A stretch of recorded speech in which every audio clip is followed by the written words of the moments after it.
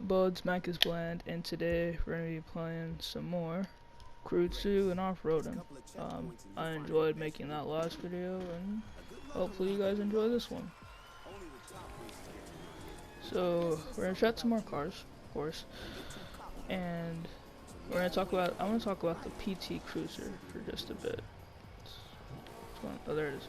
So, we're going to talk about the PT Cruiser, and why I think it just might be one of the worst cars I've ever seen. So, if you can't tell from my voice, I have never driven a car before. It'd be illegal for me to drive a car.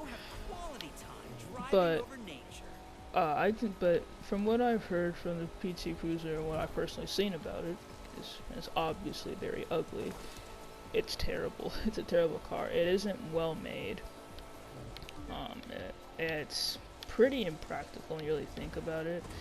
And I was kind of known as like this old person car, which is not really bad because you know the Corvette's known as an old person car, and I don't know about you, but I think Corvettes are some of the coolest cars on the market right now, especially some of the coolest cars made by Americans. Since we don't really make a lot of cool cars other than the Camaro, Challenger, Charger, Mustang. And I already mentioned the Corvette and the Ford GT. Okay, that's a lot of cars, but not compared to Europe, though, or Japan. Anyway, back to what I was saying. Yeah, PT Cruisers aren't great. They're pretty small, and they are trying to copy. They were, since it's been discontinued for like over 10 years. They are trying to emulate the styling of old 30s station wagons. Not good. Now, I am in the very unpopular opinion and actually like some station wagons, but not the station wagons you might think of. I think, shit, did I lose? Yes, I did. But, most people when they think of station wagons, they might think of like the American suburb station wagon. I don't care for those. I like stuff like the Volvo station wagons. Those were cool. Those were really cool. And stuff like fast station wagons, man. I mentioned this in my last video, but I really like the Audi RS2 Avant. The new one's okay. You know, it's fine, but it matches nothing to the original. Like, if you want a good video on a good breakdown on the RS2 Avant, watch Doug DeMiro's video on it. He made a really good video on it when he bought one. He made a review on it, you know, in typical Doug fashion. And it was really good, and that's what made me like really love that car. I was like, wow, it's technically like a Porsche station wagon. And I don't really like Porsche for like their I guess the luxury features. I like Porsche for their fast cars, which is why I often them as the Turbo 911. Because the 911's now has become more of like a cushy car, like a car it's fast as hell still, but it's become a lot more luxury featured, almost how the Range Rover, like I also mentioned in my last video, went from this really cool, comfortable off-roader to this thing that rich Karens drive. No offense if you aren't a rich Karen that has a Range Rover, just saying that's what most of them, that's just most of the Range Rover owners. So yeah. The Turbo 911, that's the current one. I want to say we're on 996 or 997. I honestly forgot. There's so many 99s. But basically the new 911 Turbo, absolutely, it's really fun. Really, it's a really fun car. It'll take a lot on the track, and it's really good looking as well. You know. Hey, what are you supposed to do now? So I think I push options to go to the next one. Activities. Let's go back to off-road. Raid rally. Travel to. Okay. U record is 30. So Oh, I need the Enforcer vehicle. Yeah, well, I really like this. I really like the Mercedes-Benz pickup truck in the game.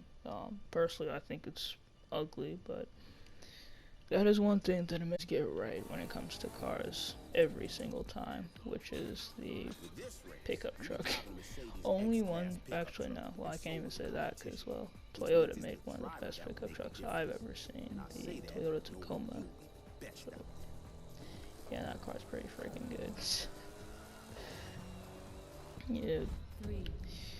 Speaking of trucks, let's talk about the Ram 1500. So, I'm not sure about countries outside of America, but here, there's a good chance that you've seen a commercial about the Ram 1500 and how it's known as America's favored pickup truck, how it's America's favorite pickup truck.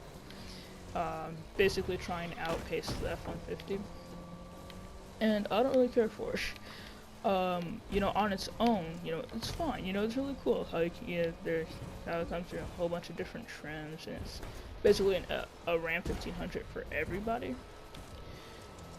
But what I don't like about it is its build quality. Now,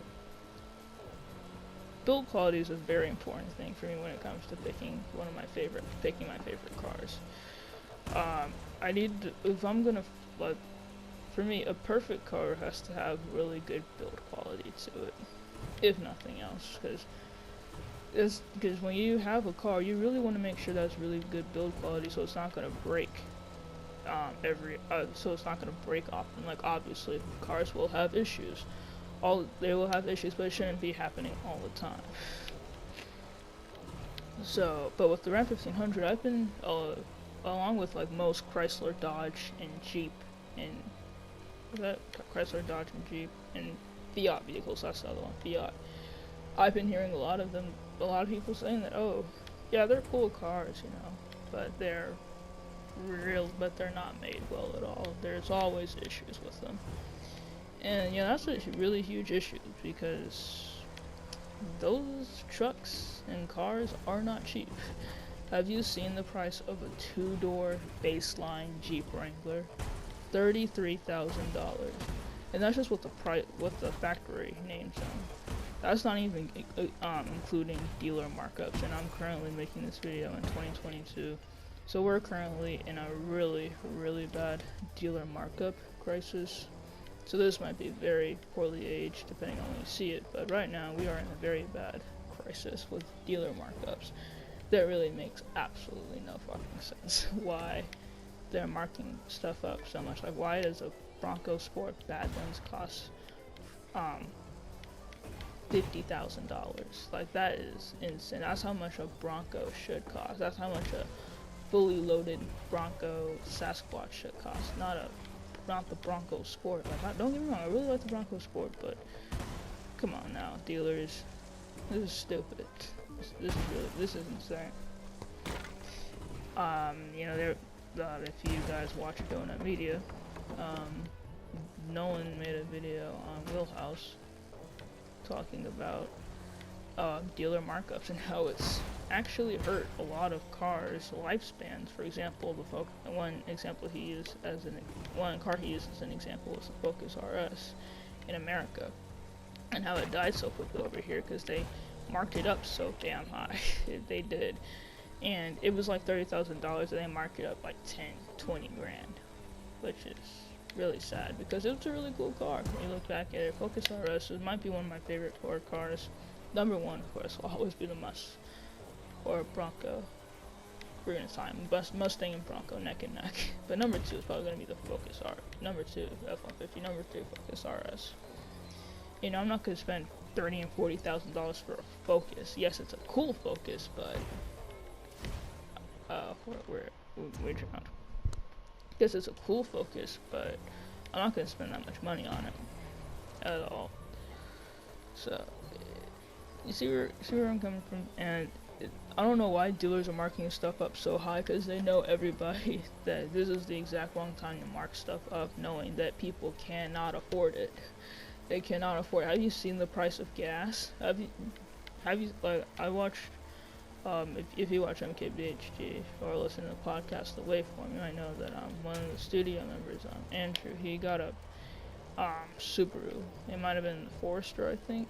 He got it used. It was like a 2016, 2017, and it cost more than the new one. You're wondering why I didn't get the new one? Well, because it sold out because of the chip shortage, of course.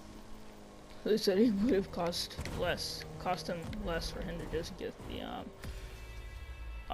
to get a new one, but he couldn't because it wasn't in stock, of course.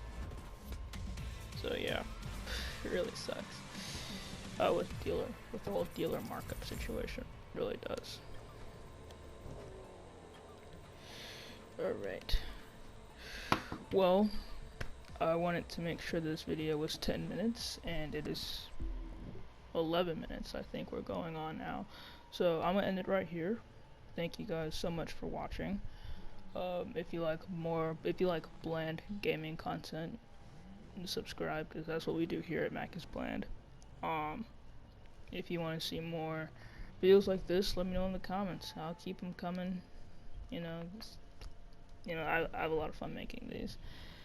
What else? If you like VR content and actual quality content, check out Sinopio and Rage Free VR. I'll link them at the end of this video. They make really good stuff, so please check them out. They could really, they would really appreciate it. So yeah, thanks for watching, and I'll see you guys next one.